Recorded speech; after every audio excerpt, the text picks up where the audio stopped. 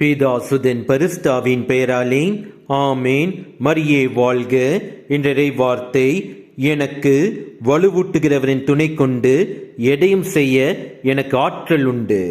I can do all things through him who strengthens and empowers me. பிலிப்பியர் அதிகாரம் 4 வசனம் 13.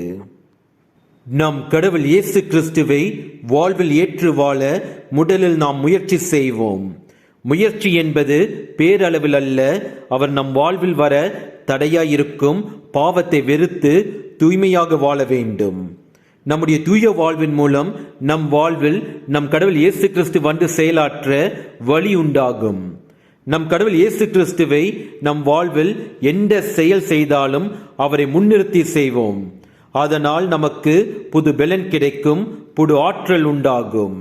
அந்த பலத்தின் மூலம் நமக்கு வெற்றி பிறக்கும். இயேசுவுக்கே புகழ். மரியே வாழ்க. ஆமேன். இயேசு ராஜா முன்னே செல்கிறார், என் இயேசு ராஜா முன்னே செல்கிறார். ஆனந்தம் அல்லேலூயா, ஆனந்தம் அல்லேலூயா. வழிவிடுங்க வழிவிடுங்க, இயேசு ராஜா வருகிறார். இதயத்தை திறந்திடுங்க, இயேசு ராஜா வருகிறார்.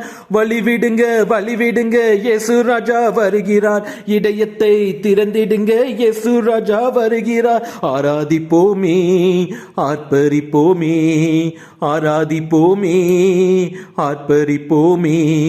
இயேசு ராஜனை ஏற்றுக்கொள்வோமே, இயேசு ராஜனை ஏற்றுக்கொள்வோமே.